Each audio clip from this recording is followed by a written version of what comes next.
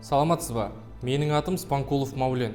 Спанкулов заңгерлік компаниясының негізін қалаушысымын. Дәл қазір мен сіздерге микрокредит қойған аресттерді өздеріңіз қалай шеше аласыздар, сол туралы айтып кететін боламын. Достар, осындай қажетті заң саласындағы сауатты ашатын менің YouTube каналыма, Instagram парақшама тіркеліңіздер. Қажетті ақпараттарды жіберіп алмаңыздар. Микроқаржы ұйымдарының 90%-ы сіздердің шоттарыңызға арест қоюды нотариустер арқылы жүзеге асырады. Ал нотариустер арқылы қойылатын аресті заңды түрде 7-10 жұмыс күнде шешуге болады.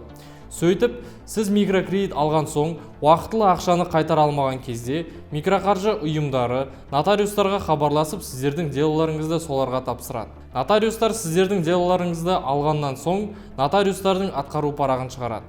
Нотариустардың атқару парағы соттың шешімімен тең болады. Сол соттың атқару парағын шыққаннан кейін, микроқаржы ұйымдары сол парақты алып сот орындаушыға өткізеді. Осылай оңай сіздердің шоттарыңызға, мүліктеріңізге, удостоверенияларыңызға аресттерді қойып тастайды. Осындай аресттерді шешуді сіздердің өздеріңізге қазір үйрететін боламын. Ең біріншіден сіздердің шоттарыңызға арест қойылатыны туралы нотариустың атқару парағы, немесе орысша айтқанда исполнительная надпись деген документ почтаға арқылы келуі тиіс. Ал егер 10 жұмыс күннен асып кеткен жағдайда, сіз аресті шеше алмай қаласыз деген сөз. Бұндай документ келмесе, олар сізге айтпай-ақ аресті қоя салады. Осы мен бағана айтып кеткен документтің келу-келмеуіне назар аудару тиіс. Себебі сіздің аресттеріңіздің шешілуі және шешілмеуі осыған байланысты. Сіздерге бірден айта кетейін. Тек сіздерді почта арқылы хабарламаған аресттерді заңды түрде шешуге болады. Ал егер мен бағана айтып кеткендей, сіздерге қағаздар келіп, сіз сол документтерге уақытылы жауап бермесеңіздер, ол аресттер шешілмейді. Енді біз аресттің шешілу жолына келейік.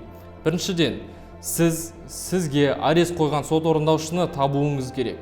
Сонымен қатар, сол сот орындаушы туралы толық ақпаратты, яғни сот орындаушылардың телефон номерін, қай қаланың сот орындаушысы екенін білу керек.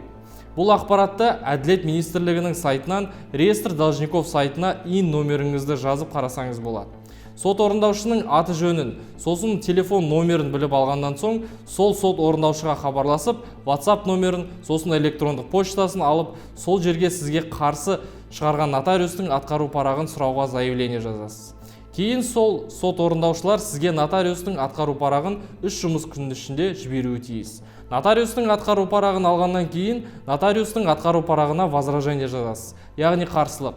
Осы нотариустың атқару парағына қарсылықты нотариустың атқару парағын алғаннан кейін 10 күн ішінде нотариусқа почта арқылы жібересіздер. Айтып өтетін жағдай, сіз возражениені жазып болған соң, қолыңызды кез келген нотариустан заверять етіп, почтамен бірақ жібересіздер. Сіздің почтаңыз нотариусқа жеткеннен кейін, нотариус 3 жұмыс күнде сіздің өзіңіздің шығарған атқару парағын бұзып, осы атқару парағын бұзылғаны туралы қаулыны сізге жібереді. Осы нотариустың атқару парағын бұзғаны туралы қаулыны алған соң, сіз тек қана бұл құжатты арест қойған сот орындаушыға жіберіп, немесе жеке өзіңіз апарып беруіңіз керек. Жеке сот орындаушысы бұл құжатты алғаннан кейін аресті 1 жұмыс күн ішінде шешуге міндетті. Осы аресттің шешілгені туралы документті сот орындаушыдан талап етіңіз. Осы құжатты алғаннан соң, құттықтаймын, сіздің арестіңіз шешілді. Достар, егер де менің компаниям арқылы өздеріңіздің аресттарыңызды шешкілеріңіз келсе, осы видеоның астына сілтеме қалдырып кетем. Сол сілтеме арқылы өтіп, менің көмекшім Әйгерімнің WhatsApp-ына өтесіздер. Әйгерім сіздерге аресттарыңызды қалай шешіледі, не істеу керек барлығын өздеріңізге түсіндіріп, содан кейін барып сіздерге аресттарыңызды шешіп беретін болады. Достар, осымен видеомыз өзінің мәресіне жетті. Возражениялардың заңды, сауатты жазылған шаблонын Instagramдағы оқырмандарыма жіберемін. Егер де сіздерге де осындай возражение керек болса, Instagram парақшама тіркеліңіздер, возраженияны алып, аресттеріңізді өздеріңіз шешіңіздер. Назар аударғандарыңызға рахмет, сау болыңыздар.